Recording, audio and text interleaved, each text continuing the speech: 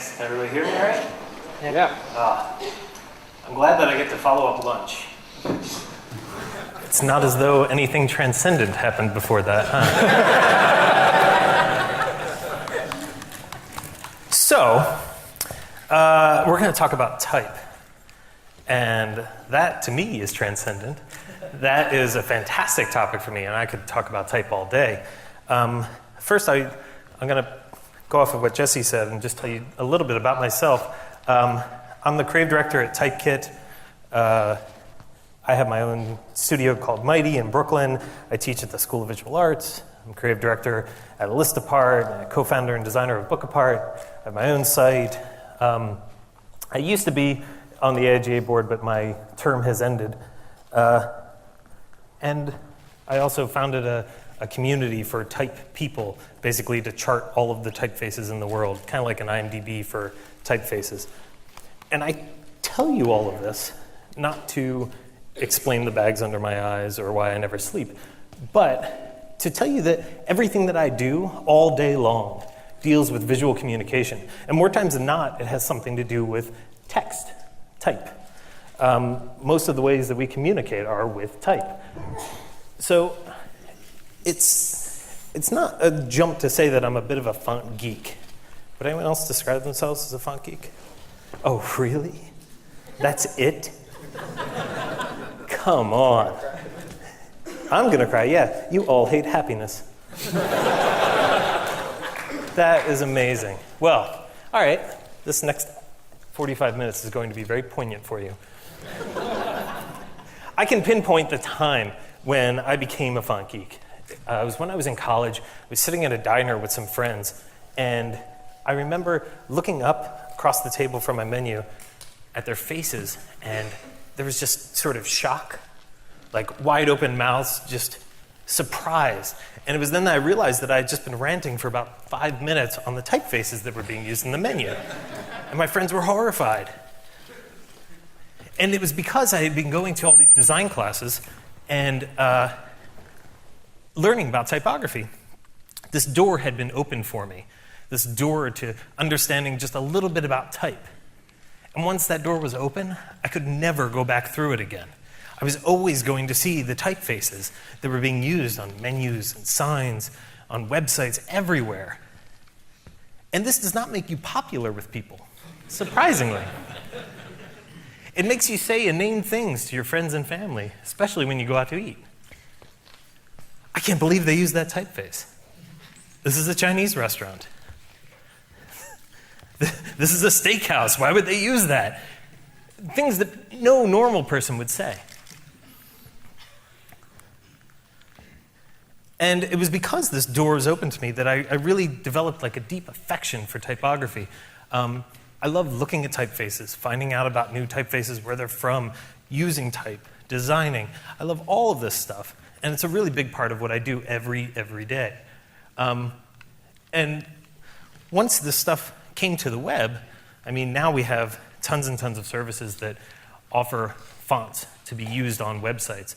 Before this, it was obviously our default set of fonts that we would have on our computers. But now this door has been opened to all the web designers. They can use just about any typeface they want, whether it's hosted or served from somewhere else. And this door to typography is open again. When this happened, just a couple of years ago, I remember seeing this post on Typographic by Stephen Cole's embedded web fonts return. Uh-oh. Like many people, he was really nervous that all of our websites were going to start looking like that menu, that we were going to make really awful choices. But that really hasn't happened. It seems as though people have, well, I'll say it's a little bit of reverence for type, but they've been treading lightly, easing into it because they want to do it what they presume to be the right way.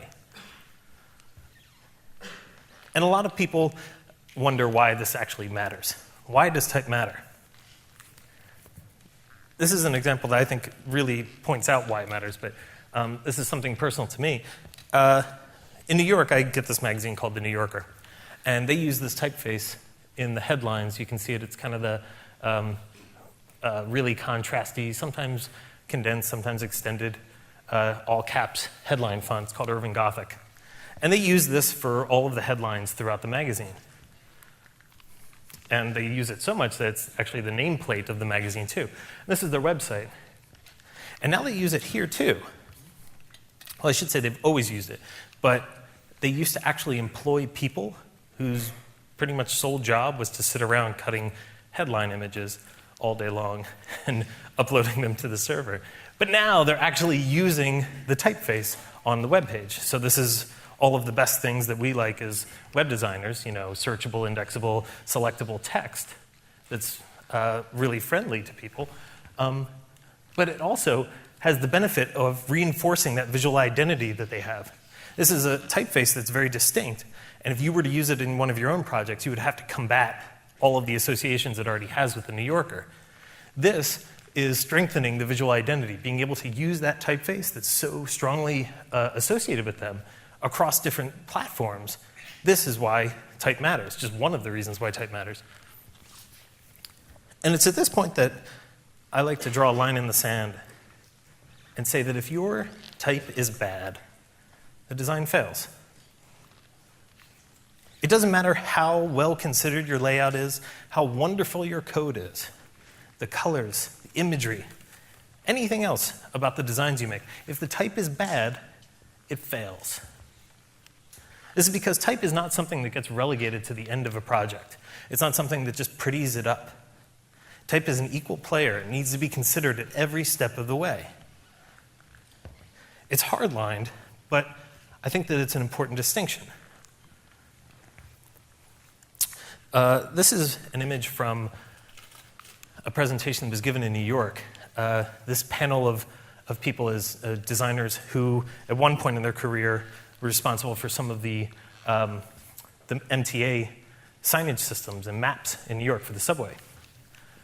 And right in the middle is a gentleman named Massimo Vignelli. And he's best known for lots of work with his company, Vignelli Associates, like the American Airlines logo and stuff like that. But he's well known in this context for creating the identity and signage systems for the New York subway, and also a map that was not really ever used. And I feel like a jerk for taking this picture, but it was too great of an opportunity.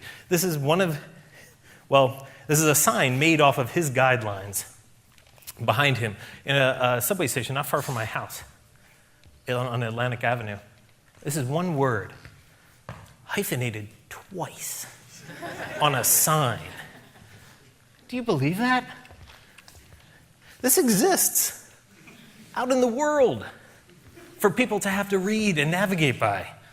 There was someone in a signage shop who got this off of the bed and was like, yep, that's the one, and sent it off.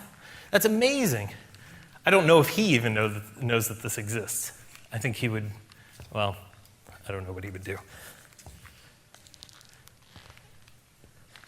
But this brings up an important point to me.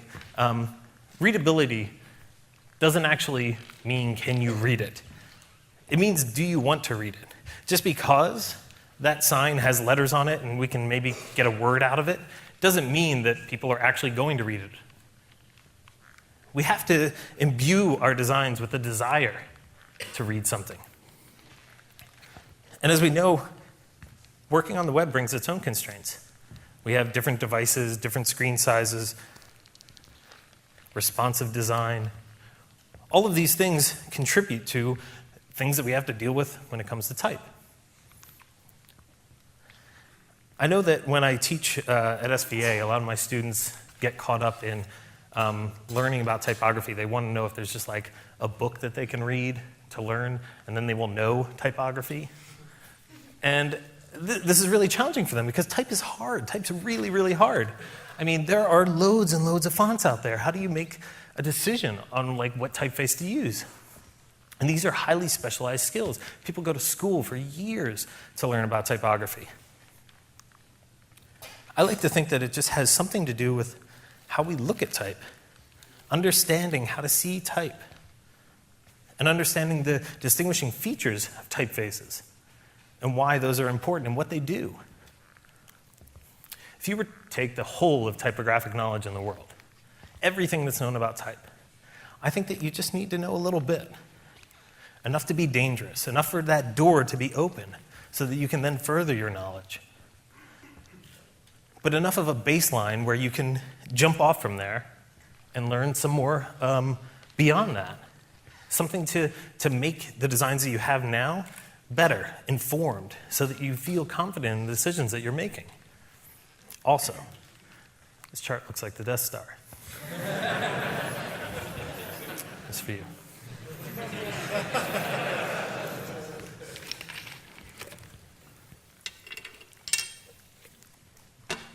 So, I want to talk about what makes a typeface good or bad, how to look at type.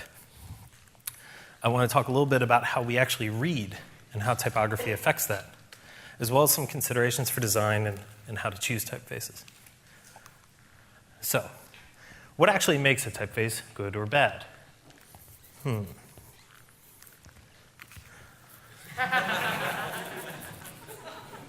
Well, I hate papyrus. I really do. I despise Comic Sans. I abhor Arial. But I have to admit, in my heart of hearts, no typeface is born evil. It's all in how it's used. The context means everything. As much as I dislike a typeface, I have to admit that it's just not evil. It's not the typeface that does it. It's the designer. And what I mean by context is this.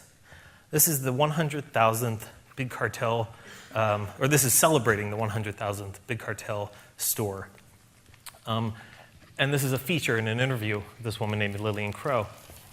And this feature uses some form of Bodoni, set really tight, italics, all caps.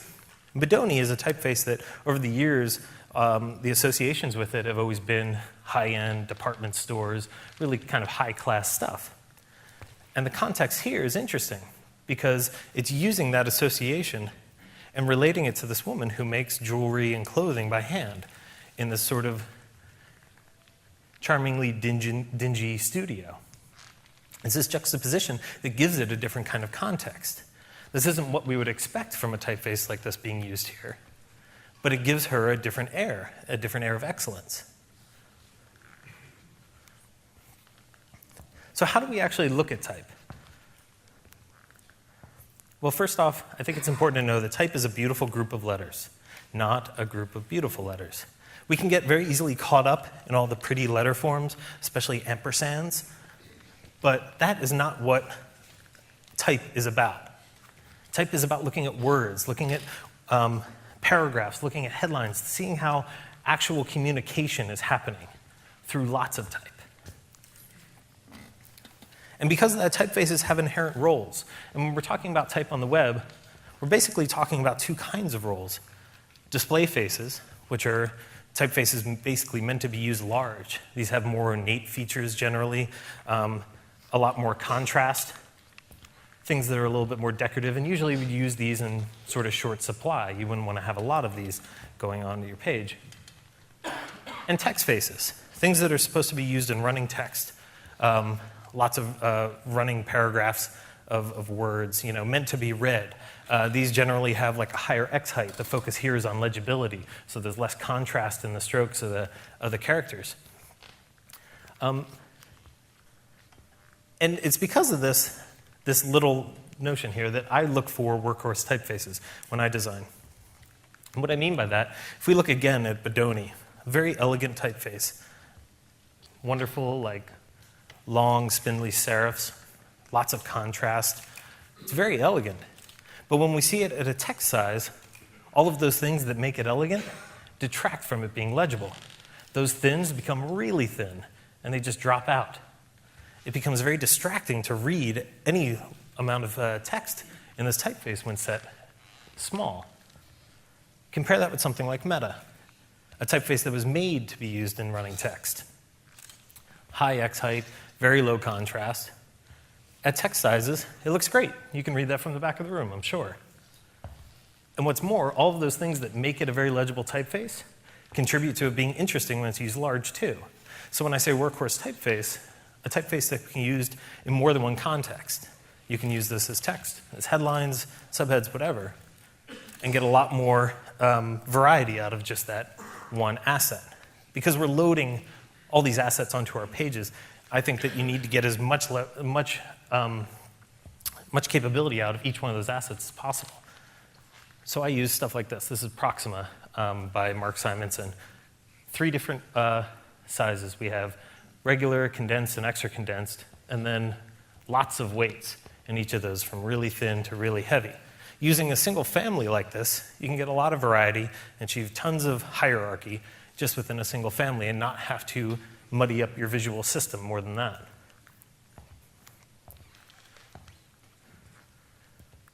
So I'm going to talk about reading and perception. And I like this section a lot because it really makes me try to look a lot harder at the things that I make. Because, like I was saying before, readability does not necessarily mean that someone's going to read something. And I'm very interested in creating an experience for people to desire the thing that I've made and to want to actually read it. So type has a dual life. Not only as words on a page that we then decode into some sort of meaning, but as words on page that have aesthetic value. Just by looking at a page, we make assumptions about something. It has an aesthetic value that sort of determines whether or not we're going to be interested. It's kind of like when you're at a restaurant, the plate of food is set down in front of you. As you smell it, you kind of understand, am I going to like this, or am I going to send it back? So reading is defined by the principles of typography.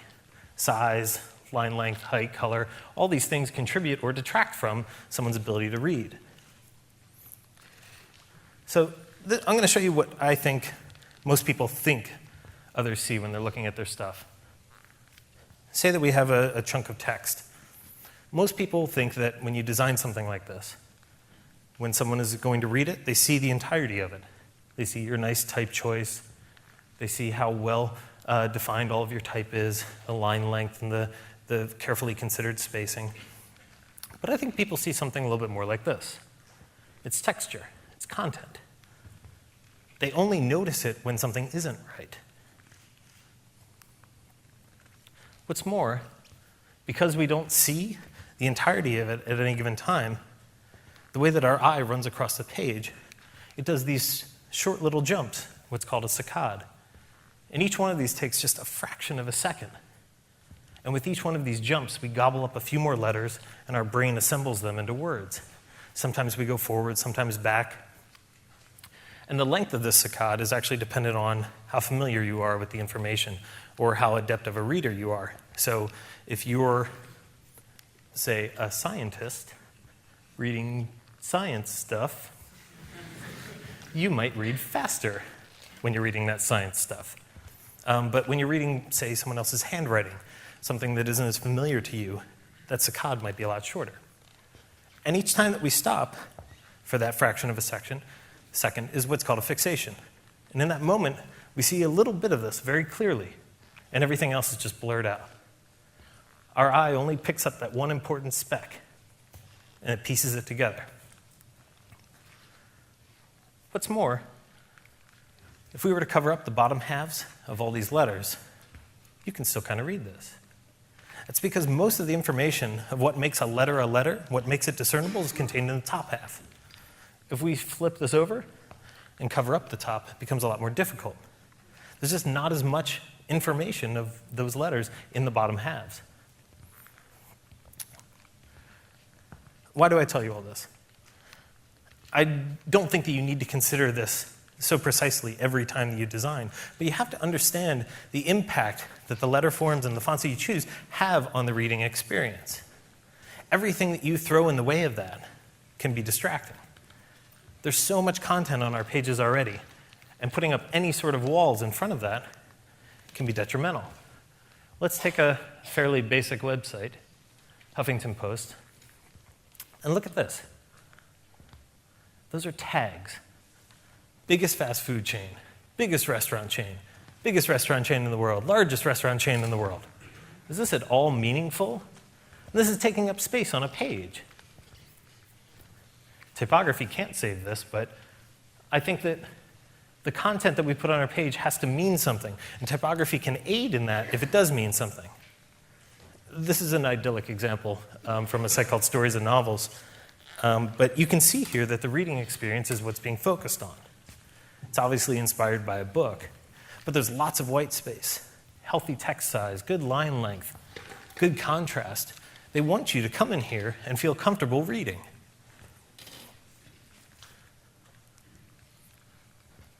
This gets thrown around a lot when talking about type. Good typography is invisible. What does this actually mean? It's very similar to something else that we say a lot, something that we say to our clients and colleagues all the time. Don't make me think. Don't get in the way of me reading. Everything that you put in front of me should aid in that reading experience.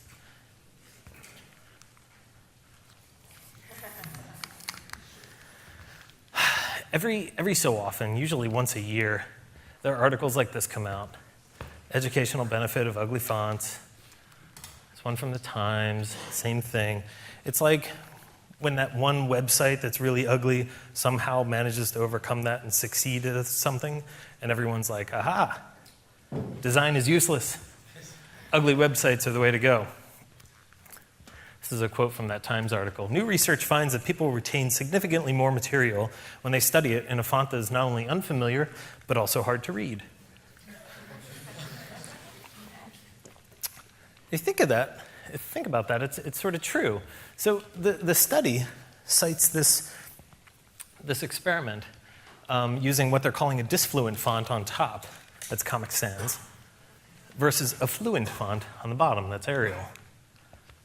And they're saying that by reading stuff in the disfluent font, it's lighting up different parts of your brain, and it's basically making you work harder to decode that information, which is then supposed to make you remember it better. The problem that I have with this, well, there are two problems. One is they're using fonts which are, we'll say, ostensibly considered awful, Arial and Comic Sans. And I can only draw the conclusion that maybe these scientists, they probably don't buy fonts. They're probably just using the same crap that comes with everyone's computer. But the other thing that I have a problem with is that we're immediately making the jump to this being an ugly font. Like, you have to have something ugly in order to be disfluent.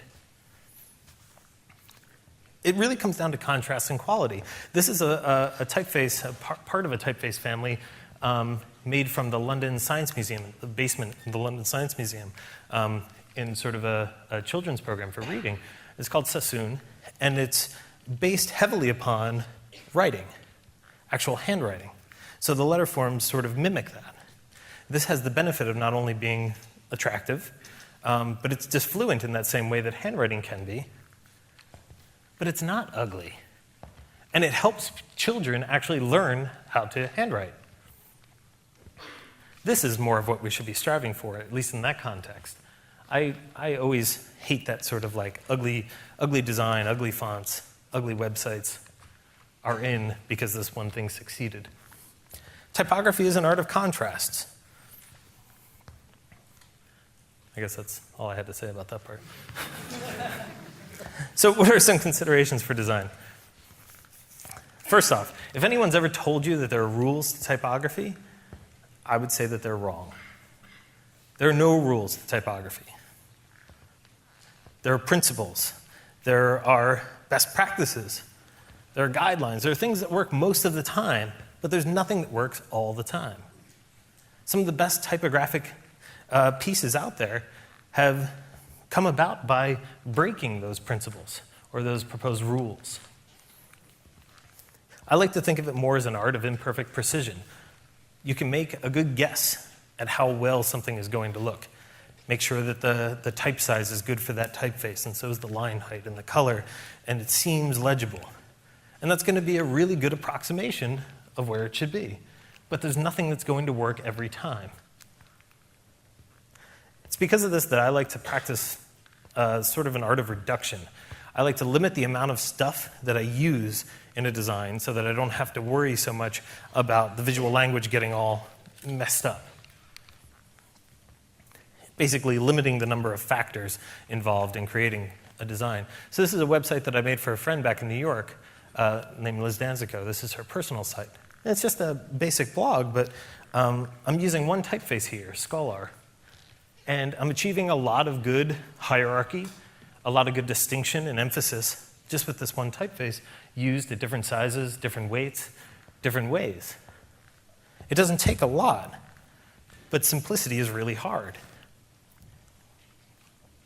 So what can we do in practice? This is like a bare bones guide to what you can do with a hunk of text. So let's take a hunk of text. Nothing is really being called out here as different, at least not through design. It's all the same size. There's some text separated, which we can assume is possibly something different. So what can we do with this? Bigger is better. More times than not, I would much rather err on the side of making something too big than making it too small. So let's make that big. Now we can actually read it. What else? Contrast. This is so important. So important that I have it in here twice. Contrast is the most important tenet of graphic design. Contrast tells you when something is different than something else. It tells you when something is more important than something else. Basically, through that difference, you can establish hierarchy and emphasis. And that's what drives your design. That's what powers the information that you put into your designs. Everything is related to its opposite. Everything is defined by its opposite. The big defines the small. The content defines the white space. Everything is interlinked. So there, we have some contrast. Bigger type up top, that's going to be our headline. And we know it's our headline because it's bigger than everything else. That seems simple, but this is a pretty big distinction. As well as the subhead, bigger than the rest of the content, but not as big as the headline. We're establishing a visual language and visual relationships of all the elements on our page. Also, longer the line, the more line spacing. This is something that I see a lot online that people struggle with. The line lengths are a little bit too long for their pages, especially as we start stretching out into larger and wider pages. People just sort of fill that with the content. But line lengths can't get that long. They become really cumbersome. And even when they are that long, there are different considerations for design. When they're longer, we need more space between them. Because as your eye gets to the end of a line, it needs that cushion to be able to get back to the front of the next line without getting lost. If you've ever, I'm sure, read like a website that's really long, like maybe you have Wikipedia really wide on your desktop, you can get lost going from one line to the next. This is why. Whereas if your lines are shorter, you can pack them in a little tighter. More color, more line height.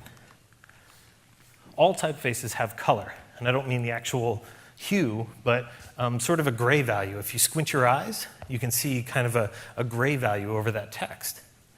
You're shooting for a middle value. When something is much heavier, like over on the right, it needs more spacing. This is just so it doesn't overwhelm the rest of the content.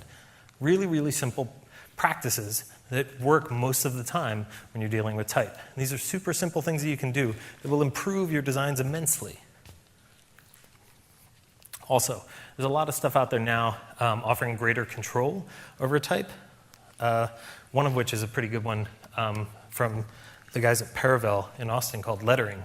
And basically this wraps each letter in an element with, I believe, a span so that you can then access those things. So that headline, lettering.js, is built with this so that they can rotate the letters and color them differently. And obviously, this is not something that you would do across a whole page, but this is a really convenient way to access a headline and do something interesting with it. We used a lot of this in a project that I worked on with Paravel and actually Frank Camaro and some other folks for Microsoft called Lost World's Fairs, where we basically made kind of broadsheet web pages for lost fairs that never were. We did El Dorado and Atlantis and the moon. And, well, I just have a video of Frank's. This is Atlantis, if you haven't seen it.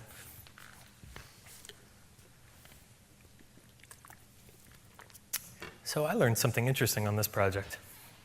That little counter over to the side that's counting the thousands of leagues, I didn't know that leagues were not like a measurement of depth. You all know this, apparently. Well, maybe if there's someone else. So it's like, not we've gone 20,000 leagues under the sea. It's we're under the sea, and now we're going 20,000 leagues this way.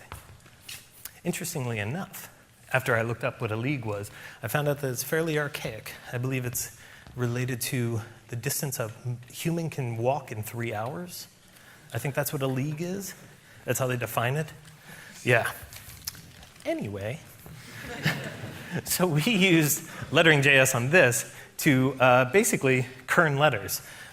We could pack in that Atlantis headline a lot more tight rather than the default spacing of the typeface, as well as like 62 in 1962, we could raise that up a little higher. It just gave us a little bit more control over what we could do with this without having to resort to images. They came out with another one called fit text, which basically just sizes text up to the width of its container, another really handy thing. So there are options out there, options for different things that we can do with typography dynamically. So if we know how to look at type, and at least we know sort of some of the features to look for, how do we choose typefaces? I get asked this a lot. Can you recommend a good font? This is an awful question because it doesn't have any context. It's like saying to a friend, I want to paint a painting.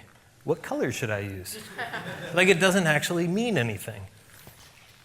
What are you going to use it for? How will it be used? Under what conditions? These are more appropriate questions to be asking for a typeface. So, some considerations. Dimensions. Do you know how big the thing is that you're making? Is it a web page? Is it a book? Is it a magazine? Do you know how wide of a column of text you might be dealing with? Do you require any special features in your typefaces? Whether it be special languages or accented characters, or maybe different weights and styles? How about, is this going to be used for prolonged reading? Is this something that needs to have a good lifespan so that people don't get sick of looking at it, as well as maybe any internationalization if you're going to be translating this? If you think that stuff like this doesn't matter, if you think that readability and distinguishability in characters doesn't matter, I submit to you this. This is Verdana. I know that we're sick to death of Verdana. It's still a great typeface. I love it to death. One of Matthew Carter's best. This is a 1, capital I, and a lowercase l. Let's look at this in Gil Sans. We can't distinguish any of those characters. Each one of these has an impact on the way that our designs are understood by people. Avoid ready-mades. What's a ready-made? This. Of course, this is the logo for our playground. What the hell else could it be used for? This is a ready-made because it has design baked in. This doesn't open a conversation about design. But if we took something maybe like a really delicate typeface or a really sort of posh typeface, maybe even that Bedoni, and we set our playground logo in it, and then we mashed cereal and jelly in it, now that's starting to open up a conversation. That's something better. Developing your personal palette. We kind of all had a forced personal palette up until a couple of years ago. We were all using all the default web fonts that we had available for our systems. This is basically the palette of Massimo Vignelli. He made his career on these typefaces. I'm not saying these should be your typefaces, but develop your own personal palette. Find those ones that you really like, that you gravitate towards, and keep using them. You don't have to change typefaces every project. Get to know a typeface. It's very rewarding to understand the strengths and the weaknesses of a given typeface, and it makes you that much more strong of a designer. Of course, every typeface has history baked into it. It was made at a certain time, usually for a certain purpose. So something like this. This is the signage system of the New York subway system, set in Helvetica, which is, what, a Swiss typeface. This is made by Massimo Vignelli, an Italian designer for a New York subway system. Maybe that's quintessentially New York. I don't know. But I think that this is sort of out of place. Compare that with the monument of the 9/11 Museum, set in Heffler Fear Jones Gotham, a typeface born and bred in New York, based on New York letter forms. That has a correct time and place. That ties into something. These are important choices. This is a still from Back to the Future 3. Here lies, let's see, that's Helvetica. Emmett Brown, that's Eurostyle. Helvetica was the late 1950s, Eurostyle early 1960s, and this is from 1885. Any Mad Men fans here? When's Mad Men set? 60s? So that's Lucida handwriting from 1992 up top there. These things make a difference. We put a lot of care and time into crafting our web pages, making sure our code is tight, making sure all this stuff works. This stuff matters too. Mental associations. I do this all the time. When I was looking at creating a website for my company, Mighty, I did this in my sketchbook. I just started writing out terms that I wanted to associate with the design. This level of abstraction helps tremendously because it separates you from looking at the letter forms too closely, too soon, before you even know what you really want. Boxy, angular, geometric, strong, powerful. Then I would find typefaces that sort of embody that for me. And this isn't the design, but this is sort of getting the pieces in place. And based on that, I would choose something and use it. Mental associations are a fantastic way of starting to understand design and type, letter forms. This is sort of a cheat. I did this on a book apart. I used Yoga and Yoga Sans by Xavier Dupree. Beautiful typefaces, but of course they work well together because they're designed together. This is a really great way to start off with developing a typographic system. You can use like Scala and Scala Sans. There are lots of families that do this. The serif for the body text, and the sans serif for all the supplementary stuff, page numbers and captions. As well, if you have some knowledge of a typeface, say that you love Helvetica for some reason, build upon your knowledge of what you have. If you want that look of Helvetica, but maybe you're tired of everyone else using it, look at the typeface and see what makes Helvetica Helvetica. The stroke width. All of the lines are basically the same weight. All of the shapes based on geometric shapes. Very high X height. Those lowercase reach high up against the capitals. All of the terminals end in perpendicular angles. And all the counters, the space inside the letters, is held onto very tight. Helvetica just hugs onto it. There's not a lot of open space there. Knowing that this is some of the stuff that makes Helvetica Helvetica, we can look for those same attributes in other typefaces. It doesn't have to be everything, but we can look at some of these features and pull those out of other typefaces to use and get that same kind of feel. You can do this with any typeface.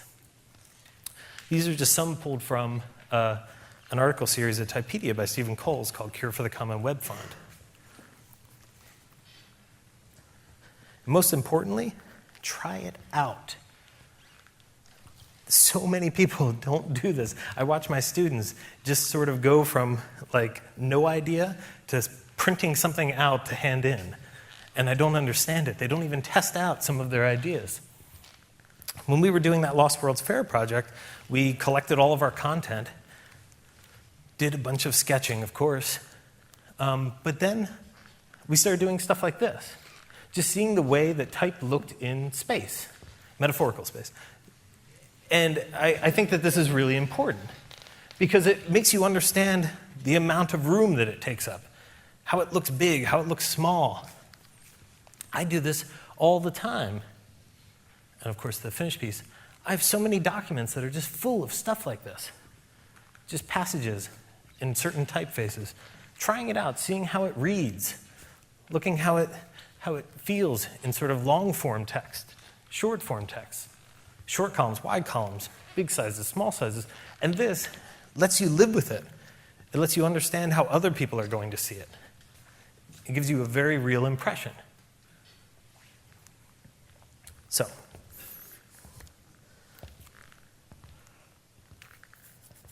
we can make good choices.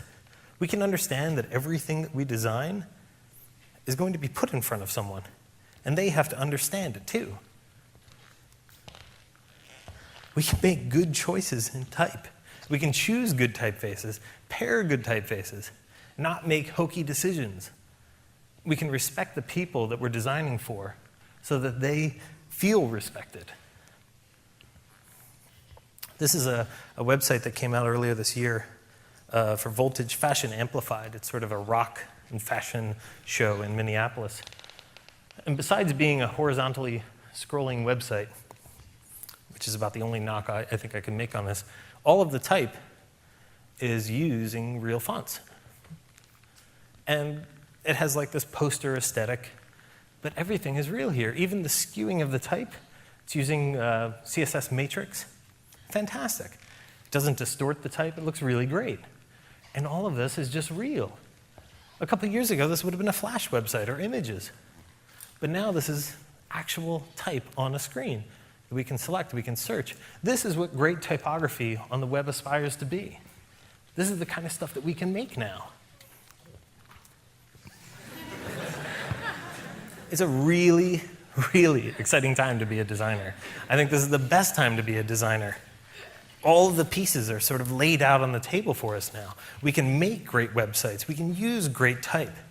Everything is out there now for us to use. We just have to look a little harder, to understand the implications of what we use and how it affects things like reading and the aesthetics of a design. But, I mean, I wouldn't trade it. I think this is the best time to be a web designer because we're shaping all of this stuff right now. Thank you.